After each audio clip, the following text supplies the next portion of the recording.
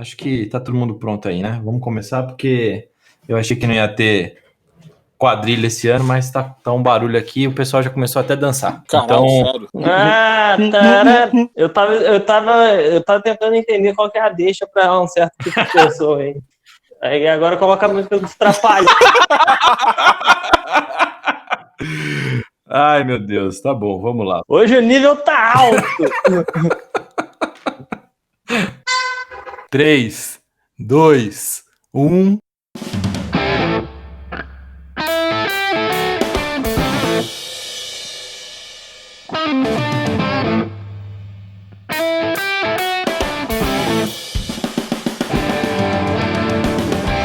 Fala, seus laranjão, continua tudo quarentenado com vocês, tá começando mais um episódio do ZoneCast, aquele podcast que tá pulando o muro e até voando, pra entrar na casa de vocês.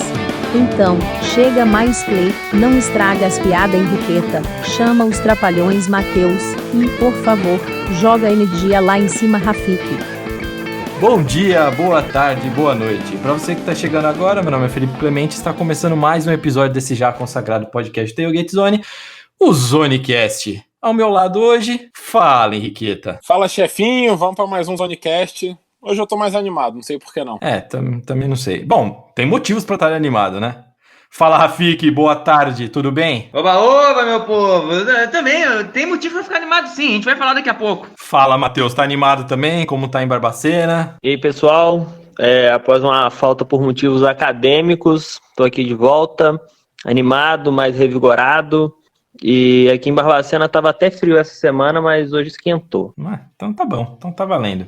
Gente, o negócio a gente vai ter que correr hoje, porque tem noticiazinhas que saíram aí, mas o assunto em geral do podcast é um pouco maior do que as notícias que saíram, eu acho. Então, antes de começar, deixa eu falar o de sempre, pois vocês estão correndo tanto que esqueceram. Não deixem de nos seguir nas redes sociais, Instagram, Facebook e Twitter. Sempre lembrando que Facebook e Instagram é Tailgate Zone, e no Twitter, um pouco diferente, Tailgate Zone _BR. Também acompanhem o nosso canal no YouTube, pois estamos fazendo algumas lives, e o bagulho tá legal. Claro, para complementar, o nosso podcast está nas principais plataformas, então não deixe de contar para o seu amiguinho.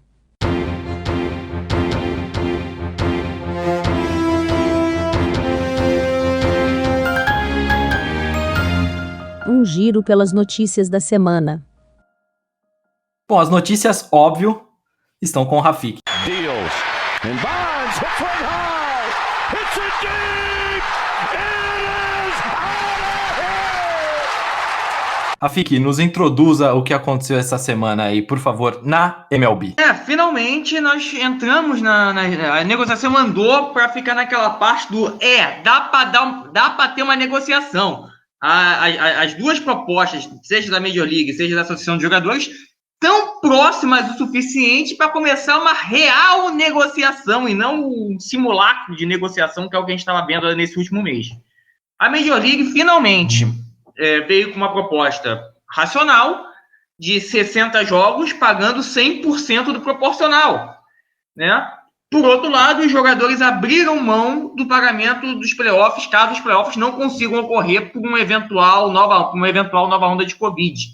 Né? Os jogadores estavam querendo que fossem pagos pelos playoffs, eles ocorrendo ou não. A racionalidade surgiu para os dois lados. Né?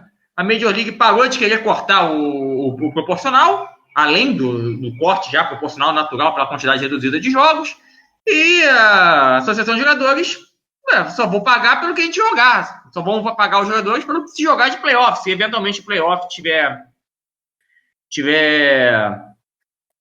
ser cortado por causa da Covid, né, só se paga o que já se jogou e, obviamente, o que se ganhou. Né? É uma proposta muito, muito sensata dos dois. Agora, o grande problema é que a Major League está propondo 60 jogos, a Associação de Jogadores quer 70. Mas, pô, agora eu tô falando de filigrana. Se vai ser 60, 70 jogos, é aquela história, né? Um propõe 60, o outro propõe 70, a gente fecha em 65 e fica todo mundo feliz.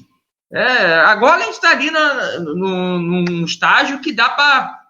me dá um grãozinho aqui de amendoim que eu te dou um grãozinho de milho, alguma coisa do gênero. Evoluiu. A notícia ruim é que justamente quando tudo parecia se encaminhar para um acordo, se não ainda hoje, a votação daqui a pouco, os jogadores vão votar agora às 6 horas da tarde se aceitam ou não os 60 jogos da Major League. Quando tudo parecia que ia se encaminhar para uma negociação e realmente tudo ia começar a se encaminhar para o início da temporada, veio a notícia de que vários jogadores do Philadelphia Phillies que fazendo um pré-treinamento na Flórida, ali na área de Spring Training, mais de 9 jogadores ficaram com Covid. E o Spring Training do Philadelphia em Clearwater, na Flórida, que está tendo um novo surto da doença, né? Tanto a Flórida como o Texas, os dois primeiros estados a reabrirem a economia, estão tendo novos surtos da doença. E hoje são talvez o epicentro da doença dentro dos Estados Unidos. E para piorar, na Flórida, onde 14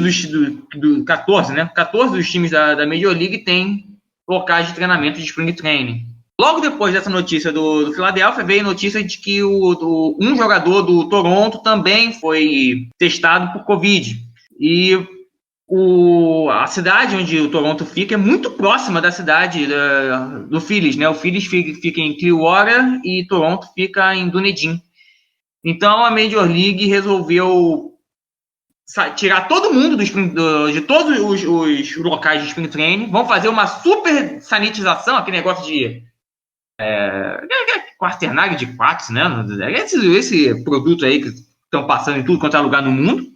Vão fazer uma super sanitização e por 15 dias ninguém vai poder entrar em nenhum local de Spring Training. E isso, naturalmente, mesmo que se acerte a parte financeira, vai atrasar o início da temporada. O Fernando estava certo quando levantou esse ponto no podcast passado. O Yankees e o Mets ontem já anunciaram que não vão fazer o Spring Training na Flórida, e sim vão fazer em Nova York. Acredite se quiser, nesse momento, Nova York está mais segura do que a Flórida. E só para vocês terem uma ideia de como o negócio está pegando na Flórida. E a Major League, não sei se chegou a anunciar oficialmente, mas estava para anunciar hoje que não ia ter Spring Training nem na Flórida nem na Arizona. Cada um dos times ia fazer o Spring Training no seu próprio estádio normal de temporada. Só tem um problema. Você tem 2 times que ficam no Texas e 2 times que ficam na Flórida. E um time que fica na Arizona. E esses times vão fazer onde? Não foi respondida essa pergunta. Então ainda há algumas coisas nebulosas. Mas agora o que está travando é a Covid. Não é mais a parte financeira, né? Demos um passo à frente. Dá para se pensar num beisebol começando em 1º de agosto. Já dá para pensar isso de uma forma mais sensata. Essa é a boa notícia da semana. Vamos ver como essa situação da Covid, seja na Major League, seja na Flórida, seja no Texas, vai evoluir ou involuir durante a semana, mas, pelo menos na parte jurídica, tudo se encaminha para o início, entre o final de julho e o início de agosto. Triste demais a Flórida dando fora, hein? A gente acha que vai ser tão bonito porque vai ter NBA lá, os caras com puta de um plano, etc e tal, e aí me dá uma bola fora dessa com Covid aumentando pra caramba lá, né? Não tem muito o que falar, né? Governo ruim é assim, né, Rafik? Não é governo ruim, é tentar negar uma pandemia que tá no mundo. Não adianta tentar negar o óbvio. Vai voltar na sua cara que nem aquela torta do passo repassa. Não tem jeito. Tentaram negar o inegável e a torta voltou na cara. O pior de tudo é que isso está começando a botar em risco o plano da NBA, né? Que estava pensando em fazer tudo na Disney e agora os próprios jogadores da NBA começam a ficar com medo e começam a ter vozes dentro da NBA pedindo para abortar o plano. É bem complicado isso aí, muito complicado mesmo. E só para te perguntar mais um negócio, Rafik, alguma novidade referente a Yankees, a carta que foi enviada a eles, roubo de sinais, alguma coisa? A gente já pode xingar os Yankees ou ainda não? Ainda não. O juiz não se comoveu com os argumentos do Yankees, mas garantiu ao Yankees que ele não vai precisar retirar o selo da carta enquanto a apelação que o Yankees entrou no circuito de juízes, que é a segunda instância lá dos Estados Unidos, for julgada. Então, a carta vai continuar selada no mínimo por alguns meses até essa apelação ser julgada na segunda instância. Então, assim, esse assunto vai ficar em banho-maria, pelo menos até o início da temporada curta. Eu só ia dizer que eu ia dizer que é inacreditável essa coincidência trágica, né, da Flórida, mas na verdade não é inacreditável, é a tragédia anunciada. Tentou abrir cedo demais, e eu acho até bonito eles terem feito esse esforço todo para ter a NBA lá, para ter o Spring Training, mas querer abrir o estado inteiro do jeito que fez É o que a FIC falou, é negar o óbvio. Pegou a pandemia e fingiu que era um adversário político. E aí, quanto mais você empurrar para baixo, mais ele se esconde, né? A diferença é que o vírus não sabia dessa. Pois é, né? Vamos para o próximo assunto. Peterson. And there we go. Inside the 20. Touchdown! Ô, Matheus, teve coisa nova aí essa semana, né? Começou mimimi de jogador aí. Quem é que tá pedindo pra ser trocado agora? O Jamal Adams, safety do New York Jets, ele solicitou para ser trocado porque ele também quer uma alta compensação financeira pelos trabalhos dele. E é um dos melhores safeties da liga, com certeza é um dos melhores jogadores, se não o melhor jogador do New York Jets. E para mim isso mostra que assim, é meio que o retrato do New York Jets nos últimos anos. Porque a incompetência e a falta de planejamento é grande, que um cara que você draftou alto no draft, se eu não me engano, na quinta escolha geral, ele vai sair por duas. Vamos supor que, por exemplo, o Minkah Fitzpatrick foi por uma escolha de primeira rodada, se não me engano, uma de terceira para os Steelers. E deve sair por mais ou menos isso, se não mais, já que eu pelo menos acho Jamal Adams mais jogador. Então, mostra assim como que alguns times, a incompetência e a falta de planejamento deles meio que deixa os jogadores de saco cheio. Por exemplo, o Jalen Ramsey, mas o Jalen Ramsey é meio estrela, então não dá para falar, mas também foi um dos motivos a falta de planejamento no Jaguars e a mesma coisa acontecendo aqui com o Jamal Adams. Eu acho que os jogadores da NFL, eles começaram a perceber que eles têm bastante voz, bastante poder também. Não que não tivessem antes, né? Mas fazer isso cada vez mais. Quando você não está satisfeito com para onde o time está indo, ou não vai receber o seu salário, você força a saída igual na NBA. Mas eu só queria deixar aqui um pensamento, é que tanto o Leonard Williams como o Jamal Adams foram a escolha número 6 do draft pelo Jets, e os dois basicamente pediram para sair, né? O Leonard Williams ele não ia renovar, então foi trocado por isso, mas você vê o estado do time, né? Não conseguiu segurar dois jogadores de defesa aí que eram focos da sua defesa. O conhecido Guarani de Nova York. Mas, enfim, bom, chega de Zone Aliás, Hill. só para corrigir uma coisa, ainda tem o Sheldon Richardson, que também foi trocado para o Seahawks. Então são 3 primeiras rodadas do Jets que saíram nos últimos anos. Pronto, Guarani de Nova York. Bom, é isso. Bom, vamos para o assunto principal desse podcast, então, que não é o Zone News. Believe in something, even if it means sacrificing everything. Bom, só para quem não leu o texto no site, quem não acompanhou nas redes sociais, etc. Essa semana a gente soltou um texto perguntando se o Colin Kaepernick ainda teria lugar na NFL. Por que tivemos esse texto? Por que soltamos isso? Na segunda-feira passada, o senhor Roger Goodell, esse mesmo aí, bom, ele veio num programa da ESPN falar que ele apoiaria o retorno do Cap para a liga e ele incentivaria os times a contratarem o Kaepernick. Cara, isso bateu assim na gente, né? Porque depois de bons anos, o cara meio que fala, bom, a gente errou mesmo. A gente não sabe se ele tá arrependido ou não, mas teve essa movimentação aí, teve essa fala dele. Bom, com isso, soltamos o texto perguntando se o Cap ainda teria lugar na liga. Antes de começar a qualquer tipo de argumentação, Henriqueta, o Cap tem lugar na liga? Olha, eu só queria dizer, só para deixar cada um raciocinar por si só. Em 2016, ano que o Cap foi barrado da liga, porque teoricamente ele era um jogador que não tinha mais lugar na liga, né? Na teoria, ele não foi boicotado, ele saiu porque ele era ruim. Ele teve números melhores que o Ryan Tannehill. Onde está o Ryan Tannehill hoje? No Titans, com um contrato milionário, acabou de levar o time para os playoffs. Ele teve números melhores que o Cam Newton, que durou mais uns 3 anos. Hoje está sem time, mas durou mais 3 anos. Ele teve números melhores que o Ryan Fitzpatrick. Onde está o Fitzpatrick hoje? Na verdade, eu não sei dizer, mas está por aí. Não saiu ainda. Continua passeando de time para time. Teve números muito melhores que o Case Keenum, que 2 anos depois levou o Vikings para os playoffs. Então acho que tá respondido, né? Não tem dúvidas. Ele tem lugar na liga, Matheus? Para mim, claramente tem lugar na liga. O Henriqueta até falou dos Titans, roubou o que eu ia falar posteriormente. Mas você vê por número, você vê por estilo de jogo, você vê pelos reservas que existem, pelo menos reserva de algum time ele seria. Então, para mim tem lugar na liga e isso é mais do que óbvio. Rafik, a pergunta pra você também. Tem lugar na liga? Claro que tem, cara. É só ir pro Bears no mínimo, assim, pra pegar o óbvio. Pra pegar o óbvio, é só ir pro Bears. Agora, mesmo assim, tem outro, por exemplo. Agora não, que o Tampa Bay tá com o Tom Brady, mas o Tampa Bay de Jameis Winston, Kaepernick não é melhor? Vou mais longe. O Garoppolo. Qual é a diferença do Garoppolo pro Kaepernick? Então, o Garoppolo é o Kaepernick 5 anos mais jovem, porque o jeito de jogar é exatamente o mesmo. A diferença é que o Kaepernick corre e o Garoppolo não. Pior ainda. Pois é. Então. Bom, a gente fez esse texto, teve bons comentários em redes sociais.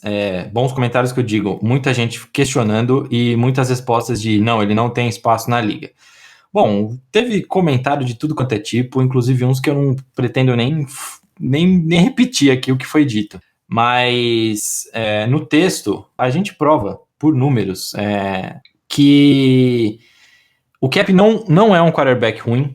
Na minha opinião, longe de ser um dos melhores da liga, longe de ser elite na liga ou qualquer coisa, mas que ele não é um quarterback para ficar à margem da NFL. Não é um quarterback que não conseguisse levar um time para frente.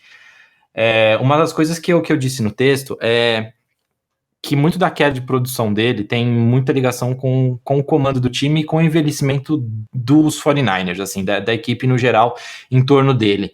A gente pega a linha ofensiva caindo muito de produção ano após ano, a gente pega a troca de Jim Harbaugh para o Jim Tomsula, depois para o Chip Kelly. Então, assim, a franquia já estava sem comando, totalmente perdida. E uma coisa que, antes de passar a palavra para vocês, que eu queria levantar. A gente comentou já no podcast sobre o documentário do Alex Smith, da recuperação dele, da lesão, etc. No documentário eles falam, o Alex Smith é draftado pelos 49ers, e ele não tem um começo de carreira bom. Ele começa a melhorar assim que o Jim Harbaugh assume a equipe. E ele melhora muito como quarterback, melhora muito. Só que aí ele se lesiona, entra o Kaepernick e acaba tomando o lugar no time. Então, assim, tem muito de técnico em cima de um quarterback. E essa falta de comando nos 49ers destruiu o cap pro que todo mundo vê como cap. Mas se você olhar números, não são ruins. Assim, o Kaepernick, vamos lá, falando do jogador em campo. Ele é um ótimo quarterback acima da média? Não. Ele não é um cara que você vai colocar no seu time que ele vai ter 5.000 jardas no ano. Ele tem seus problemas de, por exemplo, ele não confia muito nas leituras. Se o primeiro jogador está marcado e ele vê um espaço para correr, ele sai desesperado e corre igual um louco. E ele confia muito no braço dele, e dentre outros problemas que a gente vê no jogo. Só que você começa a ver que tem um gráfico até que eu mandei para vocês, que pega os dados dele nos últimos 6 jogos dele na carreira, né? Na carreira não, nos 49ers. E os primeiros 6 jogos do Garoppolo. E assim, tirando uma coisa ou outra, são praticamente os mesmos. O Garoppolo tem 67,4% de porcentagem de passes completos, enquanto o Kaepernick tem 65,1%. Em jardas totais, o Garoppolo tem 1.565, enquanto o Kaepernick tem 1.305. O rating deles é o mesmo. E a proporção touchdown-interceptação do Garoppolo fica 7-5, enquanto para o Kaepernick fica 9-2. Ou seja, ele lançou mais touchdowns com menos interceptações. E o mais engraçado é que no ano seguinte, o Garoppolo se tornou o quarterback mais bem pago da liga. tendo feito isso daí. E no ano seguinte, o Kaepernick foi, de certa forma, banido da liga informalmente. A gente vê, por exemplo, o Ryan Tannehill. O Ryan Tannehill, ele sofreu muito com lesões, ele não é um quarterback ruim, mas ele também não é um cara sensacional, que você vai entregar a chave da sua franquia e ele vai fazer milagres e vai virar o novo Tom Brady. Ele não é. Só que no esquema dos Titans, ele funcionou muito bem. E agora que está tendo muito do Run Pass Option e alguns esquemas baseados nisso, o Kaepernick ele seria muito útil nesse tipo de esquema, porque você vê, o Lamar Jackson ele ganhou jogando muito por conta muito das pernas dele. E o Kaepernick tem essa habilidade atlética de correr. Não vou falar igual o Lamar Jackson, porque o Lamar Jackson é um ser de outro planeta, mas ele tem uma capacidade atlética para corrida muito alta. Então, parte da questão de técnico, de esquema, e assim, a gente vê que ele é melhor do que uma boa porcentagem de quarterbacks na liga, titulares e reservas. Então, não faz sentido falar que ele não tem espaço nela. Isso que você até comentou do Tannehill é muito engraçado, porque só prova muito mais aí num ponto que a gente colocou lá. O Tannehill teve muito mais chances do que o Kaepernick. O Tannehill se ferrou lá, ficou em Miami rodando tipo uma enceradeira. Ele conseguiu achar um sistema, foi trabalhado nesse sistema e produziu. Tiveram mais paciência com o Tannehill do que tiveram paciência com o Kaepernick. Isso pra mim tem um nome. E quando eu falei da questão do Kaepernick, eu analisei esses, né, o Tannehill, o Case Keenum, eu tava falando dele ser titular. Isso nem leva em consideração as reservas, né? Eu tava analisando Fitzpatrick e tal, porque eles são titulares na liga até hoje. Se você for pegar reserva, não tem nem discussão. O Kaepernick talvez seja melhor do que qualquer reserva da liga. Pode ter uma ou outra exceção, mas no geral ele seria reserva de qualquer um. E você ainda poderia ter ele como mentor. Eu tava até olhando aqui os números dele comparado ao Cam Newton, que, embora seja negro como ele também, nunca se deu a cara a tapa tanto quanto o Kaepernick deu, né? O problema do Cam Newton era até mais as polêmicas que ele falava em relação ao jogo em si. Mas a porcentagem de passes completos na carreira do Kaepernick é melhor do que a do Cam Newton. A média de corridas, de jardas corridas do Kaepernick é melhor do que a do Cam Newton. E a gente sempre achou no auge do Newton que ele era um ótimo corredor, ele era. Né, chegou a ser MVP. Tudo bem que ele teve uma temporada fora do comum, mas o Colin Kaepernick é tranquilamente um dos 20 melhores quarterbacks da liga.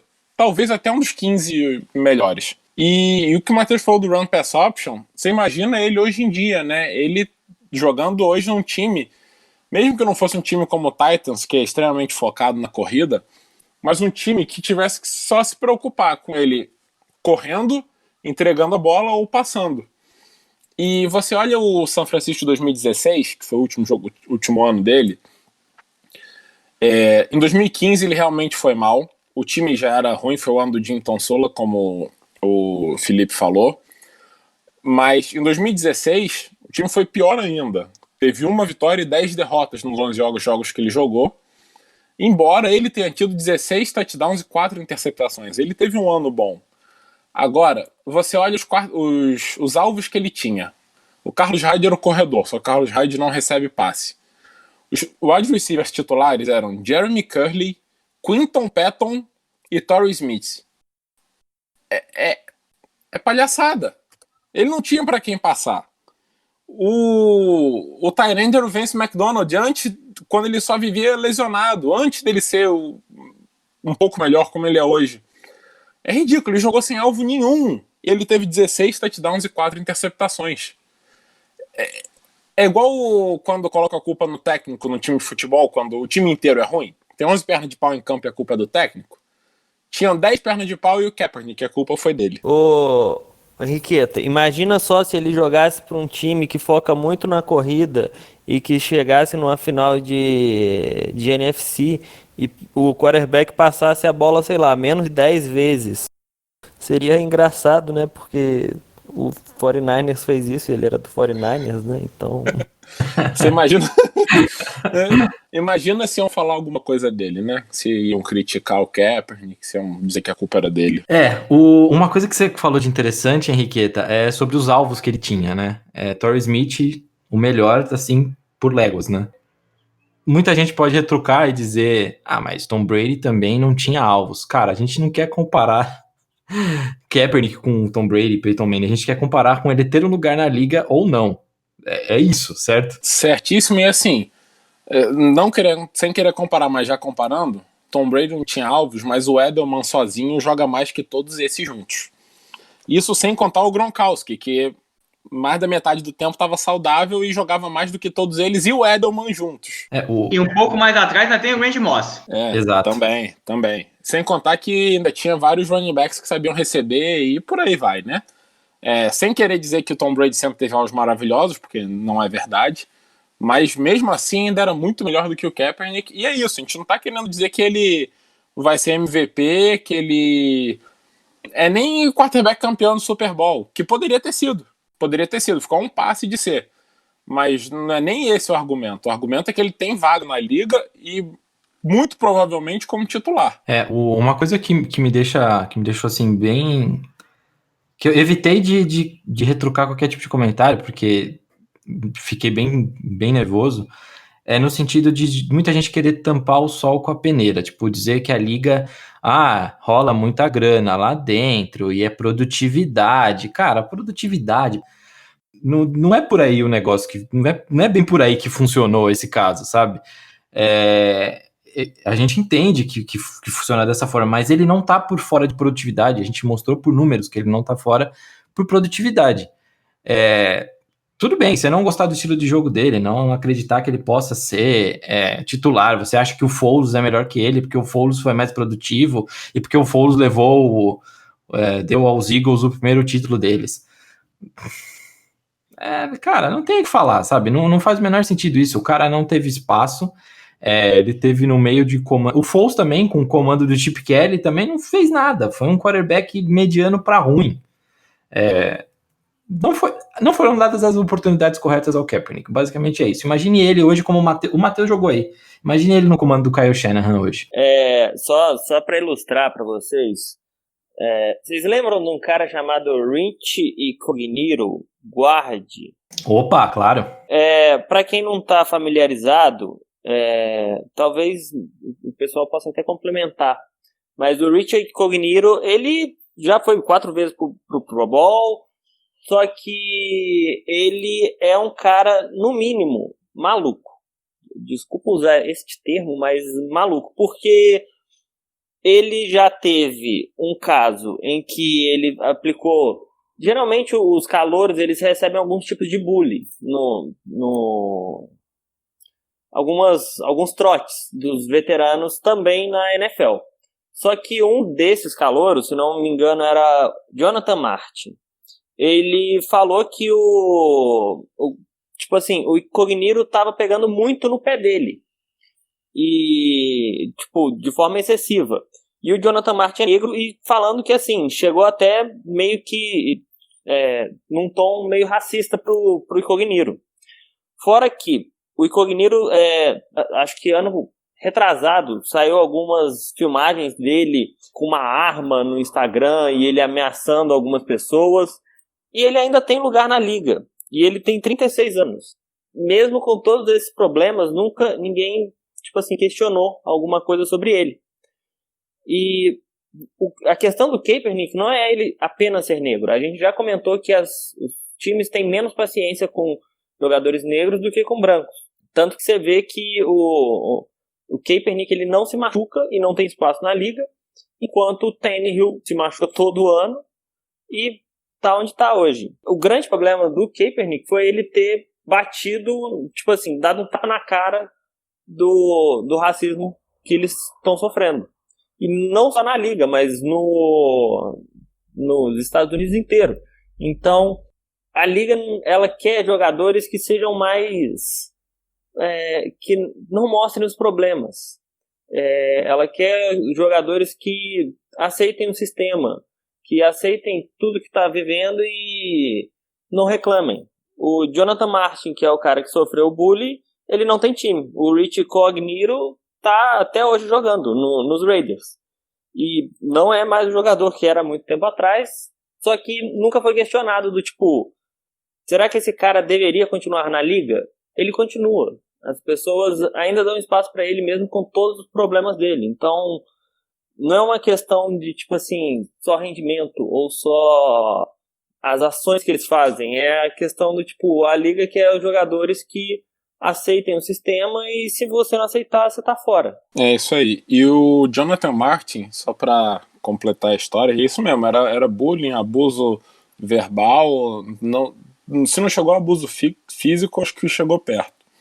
Mas o Jonathan Martin, ele tá fora da liga porque ele se aposentou dizendo que eram lesões nas costas e depois ele postou no Instagram, Facebook, descrevendo todo o histórico dele de problemas mentais, tentativas de suicídio e assim, eram provavelmente problemas que ele já tinha antes, mas que só se exacerbaram e pioraram quando desde que ele entrou na NFL, ele sofreu bullying do resto do time inteiro, né, de um jeito muito maldoso, muito, né, não é como se o Incognito e companhia tivessem passado os limites assim, fiz uma brincadeira e, sabe, exagerei na brincadeira, ou brinquei demais e não percebi que ele estava incomodado. Não é isso. Era maldoso mesmo. Era com o objetivo de fazer o cara se sentir mal. E tem, como o Matheus falou, tem relatos, inclusive do Adam Schefter, o insider da NFL, talvez um dos repórteres que mais sabe do que acontece lá dentro da NFL, de coisas que o Incognito chamou o Martin, não vou repetir aqui, mas racistas e palavrões e tudo, e ameaçar, né, dar um tapa na cara da mãe do Martin e ameaçar ele de morte. Beleza, é brincadeira. Chega um ponto que não interessa, né? Você faz isso todo dia, por ano, 1 ano, 2 anos, com o objetivo de deixar o cara mal, não interessa se era brincadeira ou não. Passou muito do limite. Foi com intenção maldosa. Foi com intenção maldosa e isso foi há 6, 7 anos atrás e ele continua aí. E o Jonathan Martin se aposentou com traumas que possivelmente vão durar a vida inteira. A gente espera que não, mas a gente sabe que isso é bastante possível. O que eu acho muito engraçado é muita gente falando que a gente tá politizando o negócio e... não é não politizar. O cara tem um espaço dele, ele tem direito de se manifestar. E logicamente, num país que mostra casos e casos de negros sendo mortos, assassinados brutalmente, como foi o caso de George Floyd, o cara se posicionar a isso e ter um governo que tá meio que nem aí pro que tá acontecendo, lógico que ele vai chamar mais atenção por isso, porque ele pode lançar num jogo 600 jardas e o governo tá batendo nele porque ele tá reclamando que tem policial matando negro. Lógico que ele vai chamar mais atenção por causa disso. Porque alguém em cima tá falando que o que chama atenção nele é isso e não o jogo de 60 jardas. Não sei, posso ter me enrolado pra falar isso agora, mas é muito zoado isso, e eu não consigo admitir que alguém consegue enxergar isso só como, ele está chamando a atenção por outros motivos, e por isso ele não tem lugar na liga. A questão, acho que não é nem essa de politizar ou não, porque o negócio é o seguinte, quando a gente vê que tem um cara tipo o Rich Incognito, que agora eu lembrei da notícia, ele entrou no funeral do pai dele, ameaçando atirar em pessoas. E eu não vou dar mais detalhes da história, porque ela é meio assim, pesada, mas quando tem um cara tipo o Incognito, que claramente foi racista na liga e recebe chance atrás de chance, e o Kaepernick, ele não tem espaço na liga porque ele estava protestando contra o problema dela, é pra politizar, gente, porque é a mesma coisa dos Estados Unidos, do tipo, a gente não negocia com o terrorista enquanto tá elegendo deputado da Ku Klux Klan, que é um grupo terrorista. Então, é a mesma coisa, do tipo, a Liga falar, estamos fazendo de tudo pra... a Liga não é racista, a Liga não tem problemas contra negros, enquanto o cara que mostrou o problema tá fora da Liga, E o cara que já foi racista tem diversos problemas, tá na liga sem problema. Então, como que você não vai politizar um negócio desse? Como que você não quer levar para um lado mais político isso? Se tem um problema escancarado aí e as pessoas não estão olhando. Se não politizar isso, você ser conivente com o problema, você não discutir o real problema, aquilo que está acontecendo na NFL. É isso. Mas dito esses números, dito nossos pontos, eu queria passar por um outro tópico aqui, ainda envolvendo o Kaepernick com vocês. Isso seria lançado junto com o texto dessa semana, mas a gente acabou tirando para justamente discutir isso no podcast. Quais times o Kaepernick teria espaço? Olha, eu vou fugir um pouco do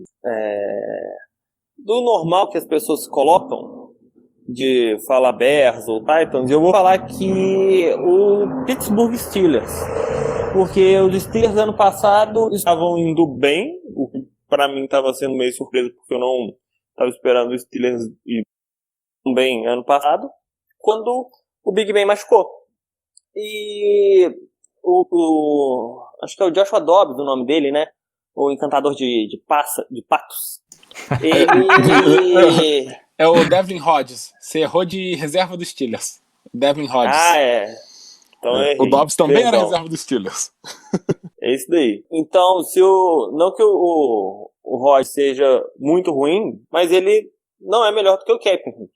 Então, se tivesse o Kaepernick no lugar dele, o time dos Steelers que estava flertando com os playoffs podia ter ido para os playoffs. Legal, é uma visão legal, porque eu não tinha colocado Steelers na minha lista. Eu tenho 4 times aqui que eu pensei, mas não tinha pensado em Steelers, é bem interessante. Rafik, tem algum time específico que você falaria? Eu não vou nem falar inicialmente dos reservas.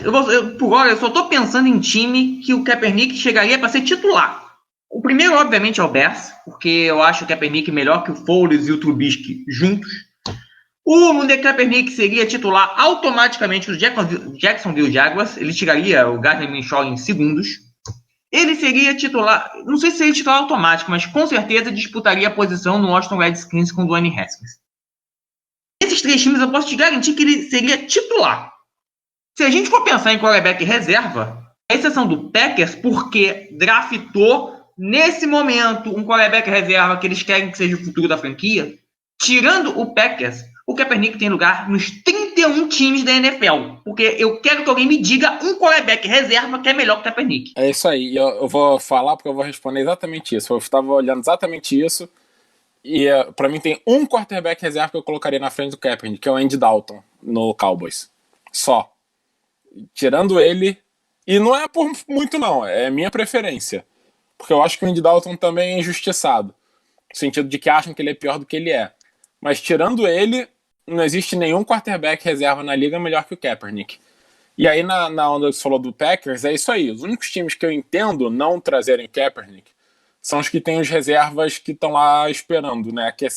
Esperando a vez. É o Justin Herbert no Chargers, embora aí o Kaepernick seja titular, porque ele é melhor que o Tyrod Taylor por léguas, milhas, jardas, metros, quilômetros, anos-luz. E o Miami Dolphins, que o Tua é o reserva, mas ele também é melhor que o Ryan Fitzpatrick, por tudo isso que eu falei, mais um pouco. É interessante também. Os Dolphins é um time que estava na minha lista sim, Henriqueta. Mas tem um time que eu acho que talvez fosse o melhor encaixe para o Kaepernick, apesar de eu achar que isso nunca acontecerá, mas que encaixaria como seria lindo, é perfeito. Colin Kaepernick no New England Patriots. É o único time ainda que não tem a posição de quarterback definida. É um time que tem um sistema muito bem definido. É um time com um puta de um técnico que sabe utilizar o que for de quarterback que tiver com ele. Mas é um time que tem muita ligação com o Donald Trump. É um time muito racista. E eu acho que isso nunca aconteceria, apesar de ser um encaixe perfeito e ainda dar aquele a mais, de dar aquele tapa e falar assim, nós que somos o time aqui que trapaceia todo mundo, estamos acolhendo o Kaepernick, ele será nosso quarterback. Eu acho que seria um encaixe muito, muito perfeito. Bons running backs, tem uns recebedores até ok, E o Bill Belichick conseguiria achar assim, melhor que Stidham, com certeza. E o Bill Belichick acharia um jeito de fazer o Kaepernick funcionar muito bem, seja lançando para tight end, seja correndo com a bola, sei lá. Nem tanto, porque o Belichick ele não lida tanto com... Ele não tem tanto histórico de quarterbacks móveis. Então, não sei, mas com certeza ele é muito melhor do que o Stidham. Eu não sei se eles fizeram um trabalho magnífico com o Stidham e ninguém tá sabendo disso, e por isso que ele vai ser titular. Eu não sei se eles estão tancando pelo Trevor Lawrence ou se eles estão esperando algum momento para contratar algum quarterback para ser titular, tipo Ken Newton ou o Kaepernick. Então vai saber a estratégia deles. Essa história de não ter o histórico com um quarterback móvel, eu não sei se é uma coisa que pode mudar também com o tio Bill, hein? Porque ele apanhou dos Ravens, né, no ano passado, com muitas corridas do Lamar Jackson. Eu não sei se ele acabou ficando apaixonado por isso, ele quer tentar alguma coisa nesse sentido, porque o sistema dos Ravens realmente foi um negócio que envolveu a liga, né? E vamos ser sinceros, se o Patriots não pensar num quarterback minimamente móvel, vai pra onde? Porque não tem quem receba a bola. O Patriots tem running backs que recebem a bola e só. Acabou. Aí o Julian Edelman, coitado. Ficou. O Edelman é o capitão do Titanic. O barco tá afundando e ele continua lá até o fim.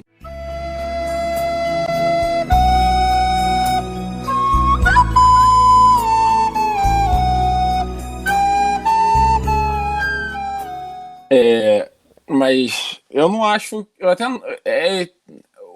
acho que o Belichick não vai mudar totalmente o estilo dele. Acho que o estilo dele já se provou muito bom, deu muito certo muitas vezes para ele mudar agora. E não só com o Brady, eu não falo isso nem só pelo Brady, porque o Brady e o Belichick é aquele casamento perfeito. Um não seria o que é sem o outro.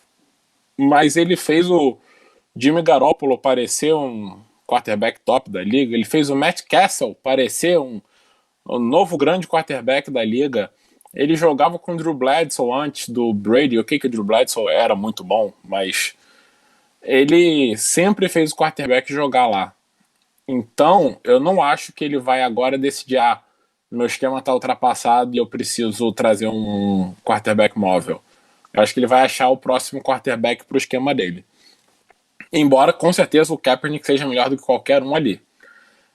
Só digo isso porque eu acho que... Por isso, eu acho que não é o esquema perfeito pro Kaepernick.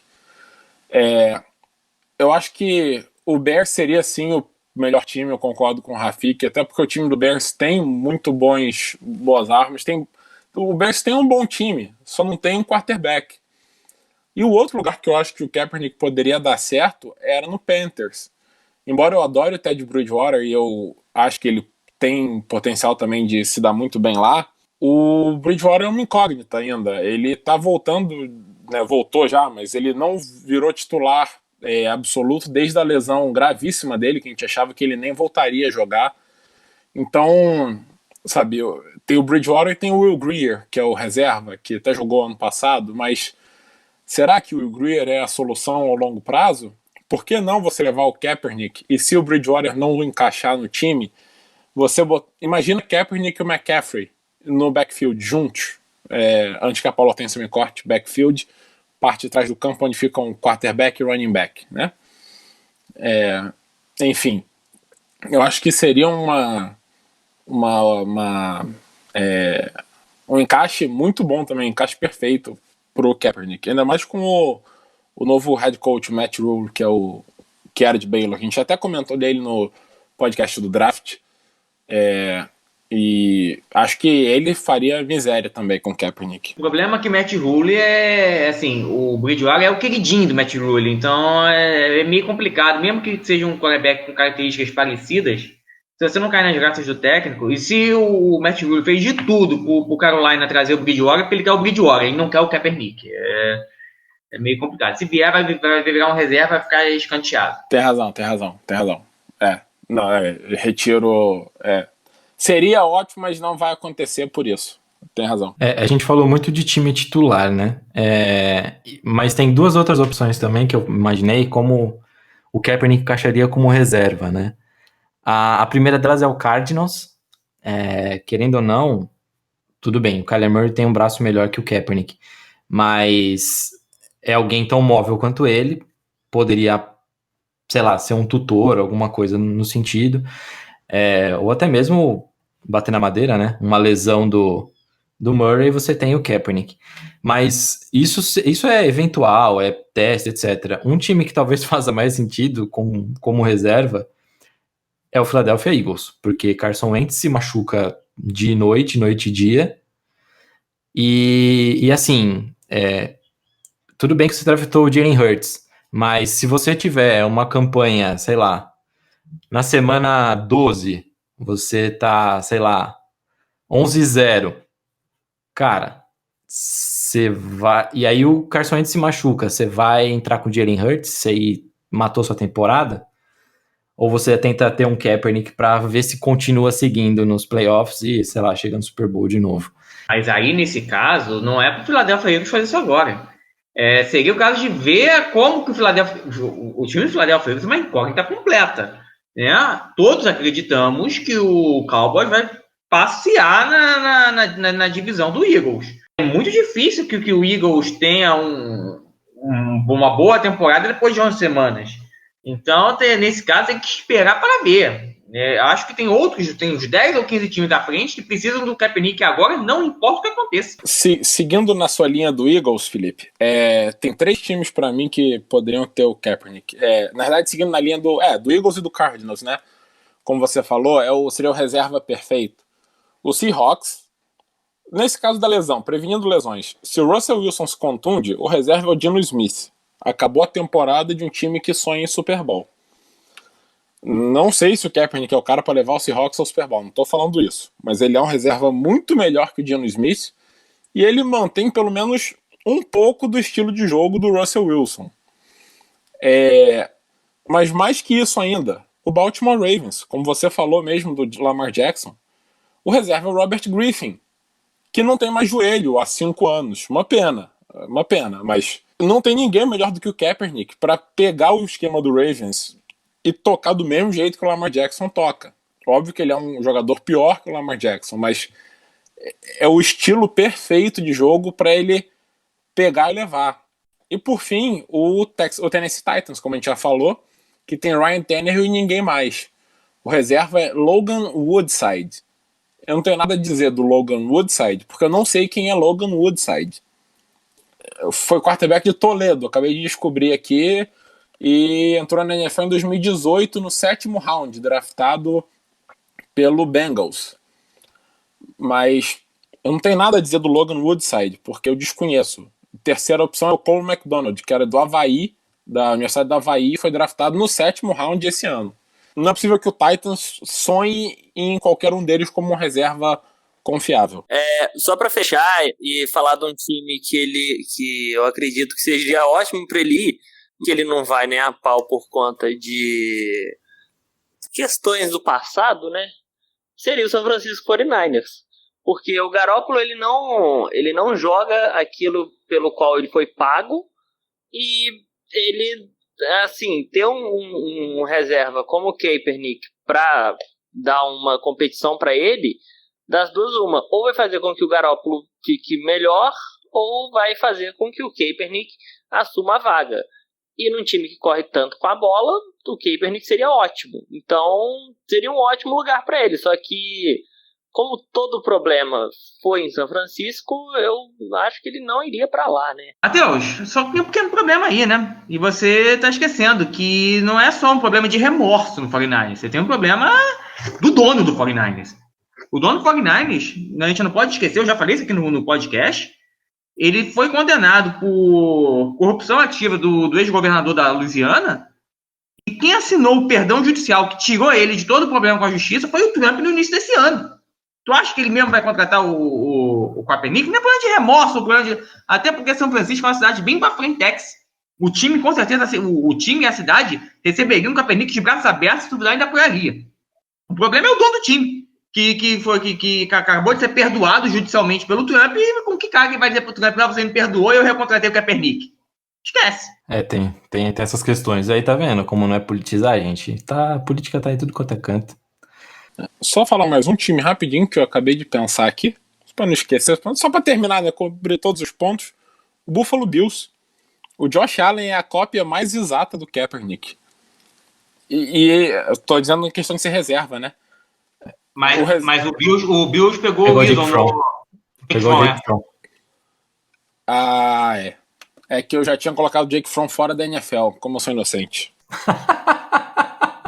Não, ele não é negro. Fica tranquilo. Ele ainda tem Pois um bom é. duelo de NFL. Eu errei a cor da pele dele, eu fiquei pensando que era o Matt Barkley, o reserva, que não é ruim, mas não é bom também, né?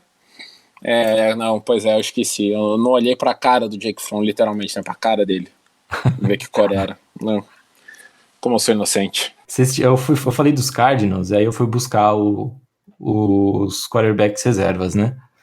Drew Anderson, segundo anista. Chris Streveler, que jogava na CFL. E o Brett Hundley. Esse é o que tem um pouco mais de experiência. E ele tem quantos jogos como titular? Jogou acho que 6, 7 jogos titular pelos Packers. Encaixaria bem também. Se a gente fosse falar na questão de reserva, nos Cardinals encaixaria muito bem também. Seria perfeito também, né? Seria um mentor pro Kyler Murray. Nem digo em questão do jogo, não, mas da vida, né? Não, e outra coisa também, né? Você pode se basear num Sean Payton aí e fazer jogadas engraçadinhas com os dois no backfield. Com certeza. E o Cliff Kingsbury gosta de coisas engraçadinhas e diferentes. Pois é. Então, poderia. Bom, então, seguindo esse pensamento, acho que temos bastantes opções aí. O Kaepernick tem espaço para dar um pau nessa liga aí. Se você acha que não, você tá muito enganado, meu querido. Mas vamos lá, vamos para as nossas dicas e encerrar essa paçoca aqui. E dando dicas, lá vem eles, Felipe Stipes. Bom, vamos lá, eu quero dica alta astral hoje, hein, gente? Vamos começar com a FIC já, porque deve vir alguma coisa aí de samba, né? Vamos pra... Não é nem a última, né? Como eu falei, a última lição do Samba for Dummies foi semana passada, mas é uma lição extra. Pra não dizer que não falei das Rosas, ou não dizer que não falei de São Paulo, todo Samba for Dummies o Samba Enredo for Dummies foi calcado no Samba Enredo do Rio de Janeiro. Porém, São Paulo tem a sua história também, e por mais que não tenha a quantidade de sambas enredos fantásticos como tem no Rio de Janeiro, tem também, sabendo escolher e indo um pouco mais para o passado, tem sambas muito, muito bons. Sambas que não fariam feio, inclusive, no Rio de Janeiro. E então eu queria, nessa lição extra do Samba Enredo for Dummies, eu queria indicar o DVD do Leandro Learte, Ensaio de Escola de Samba, que ele fez. Lembra do DVD do Dudu Nobre, que foi inclusive a primeira lição do Samba Enredo for Dummies, que ele pegou os principais sambas e fez um DVD? O Leandro Learte fez exatamente a mesma coisa com os sambas enredo de São Paulo.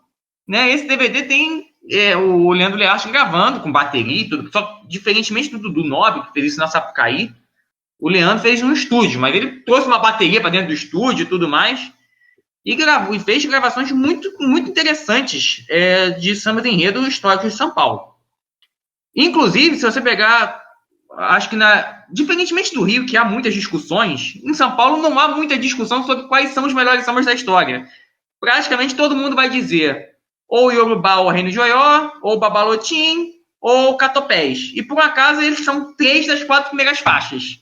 Então ele já começa, e é muito interessante, eu acho que mostra o porquê que São Paulo está se perdendo quando se fala de carnaval. Ele já começa com uma pancada africana atrás da outra. O carnaval de São Paulo tem uma raiz africana também muito forte, tal qual o Rio de Janeiro. Raiz essa que nos últimos 20 ou 30 anos, principalmente desde 94, está se perdendo. E isso eu acho que acaba se refletindo na péssima qualidade dos sambas enredos que nós temos nos últimos 4 ou 5 anos em São Paulo.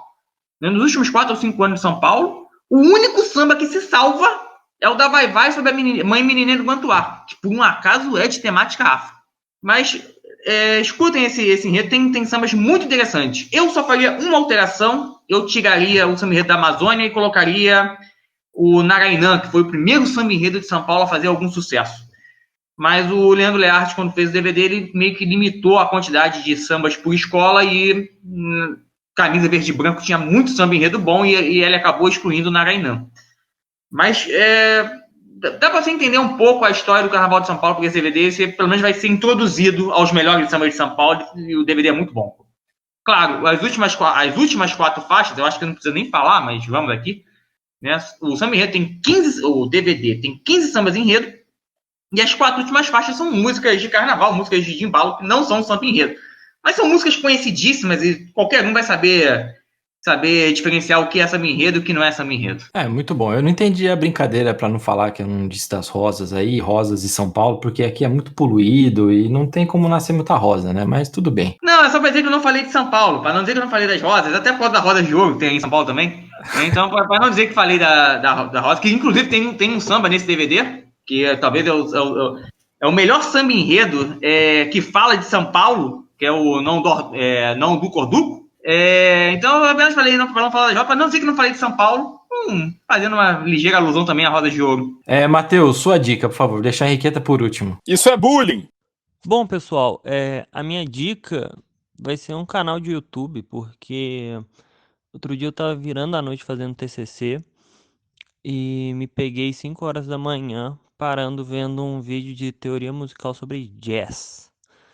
Então vai ser o canal que chama Vox, VOX, e é um canal que fala de muita coisa. Tem uma parte que é só de música, tem uma parte de fotografia, tem uma parte de história, de conflitos no mundo e até agora mesmo, recentemente, tem o coronavírus. Eu não vi o canal todo, mas eu já vi alguns sobre música e é muito interessante, é muito bem feito. E tem vídeo que é até legendado em português, então é muito bom para vocês ficarem sabendo das questões do mundo, ou curiosidades, ou alguma coisa que você acha legal. É um ótimo canal, então essa é a minha dica dessa semana. Henriqueta, sua dica então agora, vai. Bom, já que tá todo mundo falando de música, eu não vou falar de música, não. A minha dica é o novo documentário da ESPN, o Lance, do Lance Armstrong, que são 2 partes de 1h30 cada um. São 2 documentários, basicamente, né? 2 partes do mesmo, só que cada um tem o tamanho de um documentário inteiro. E o primeiro estreou na quarta passada e a segunda parte estreia a quarta que vem. Às 6h30, horário de Brasília, na ESPN, e vai ficar no Watch ESPN, obviamente. E é contando a história do Lance Armstrong, um ciclista, que foi o maior ciclista dos últimos tempos, para alguns, o maior ciclista da história. E depois foi pego no doping, também foi um dos líderes, foi o líder de um dos maiores escândalos de doping, né, do ciclismo e do mundo, provavelmente. Mas é interessantíssimo e com ele, com todos os ex-companheiros de equipe dele e repórteres, e conseguiram fazer no estilo Let's Dance, que todo mundo dá a sua opinião, né, e vai levando na carreira dele inteira, e é incrível, mostrando tudo que ele passou de bom e de ruim, tudo que ele fez de bom e de ruim, né. Ele levantou milhões e milhões de dólares no combate ao câncer, ele fez um dos maiores esquemas de doping dos esportes. E essa dicotomia inteira tá no documentário também. E, enfim, eu não quero dar spoiler, mas a carreira dele inteira é muito interessante, do início ao fim, sabe, com ou sem doping, não interessa, é muito interessante. Isso só é um acréscimo, né? Só deixa mais fascinante ainda a história. Então, vejam o primeiro, que já foi lançado, e assistam o segundo quando lançar. Dicotomia é uma palavra que tem sido dita muito nesse podcast desde que começou a pandemia. Que coisa impressionante. Bom, vamos para a minha dica então. É série na Netflix, chama Atlanta. Não sei se vocês já viram, mas assim, eu acho uma das séries que eu tenho visto ultimamente aí, que é uma das mais urgentes de todo mundo assistir. Ela foi criada, roteirizada e tudo mais pelo Donald Glover, que, se vocês não conhecem por esse nome, é o Childish Gambino.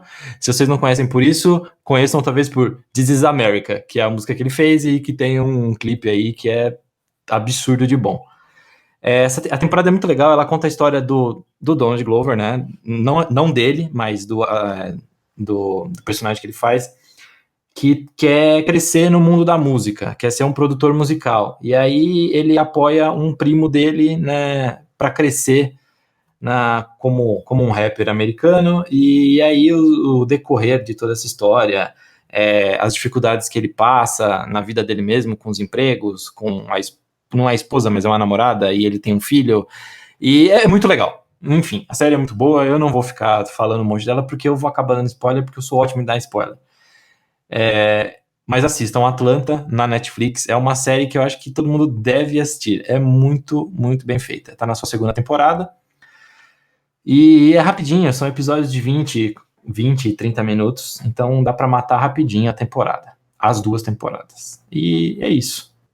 Meus queridos, foi muito bom estar com vocês, foi muito bom conversar com vocês, e aquele efusivo abraço. Abraço em todos, vamos ver se a Major League engrena. Um grande abraço, gente. Esperamos voltar com melhores notícias da Major League, do coronavírus, da NBA, da NFL, do Kaepernick e tudo mais semana que vem. Um abraço e o inverno começou.